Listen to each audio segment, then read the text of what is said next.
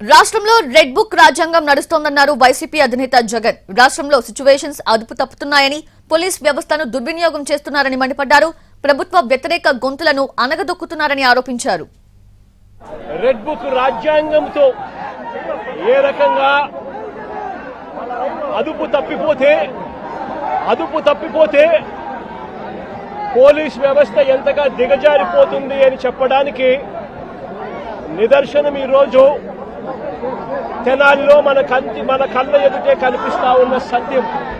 ఏ రకంగా చంద్రబాబు నాయుడు గారు దగ్గరుండి వైఎస్ఆర్సీపీకి సంబంధించిన మాజీ మంత్రుల మీద, మాజీ ఎమ్మెల్యేల మీద, నాయకుల మీద, కార్యకర్తల మీద, సోషల్ మీడియా కార్యకర్తల మీద ఏ రకంగా తప్పుడు కేసులు పెడతా ఉన్నాడు, ఏ రకంగా తప్పుడు సాక్ష్యాలు సృష్టిస్తా ఉన్నాడు, ఏ రకంగా వాళ్ళని జైళ్లలో పెడతా ఉన్నారు, ఏ రకంగా చట్టాన్ని చేతిలోకి తీసుకోవడం ఒక పరిపాటుగా మారిపోయింది అనడానికి